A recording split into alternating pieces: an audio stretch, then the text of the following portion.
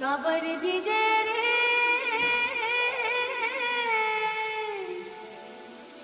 काबर भिजे रे सावरिया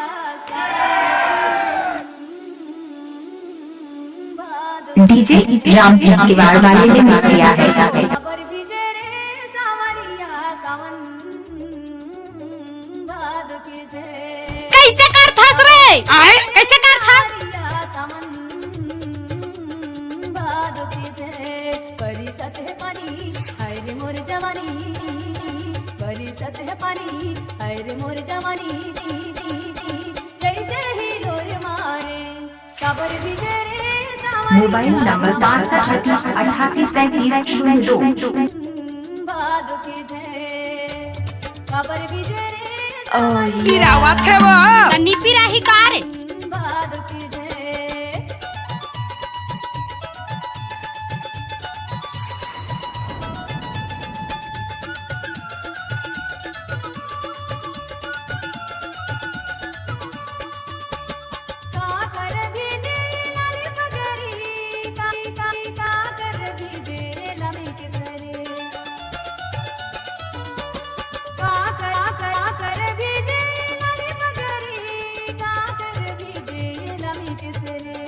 काबर भिजे रे सावरिया सामन मन मन मन मन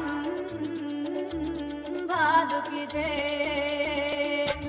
काबर भिजे रे सावरिया सामन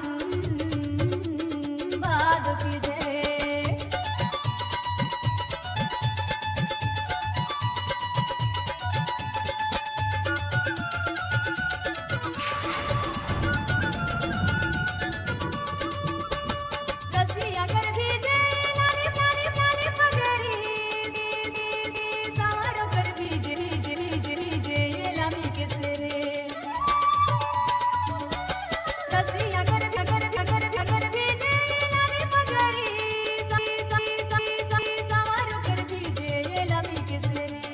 काबर भिजे रे सावरिया सामन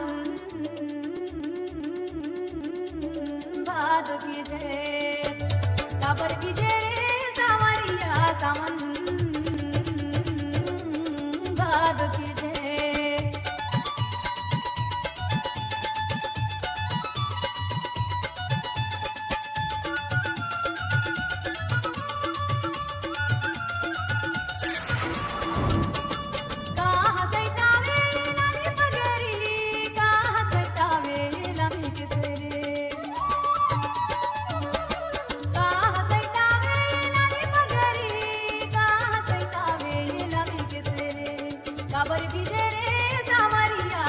डीजे राम सिंह किवाड़ वाले ने मिक्स किया है।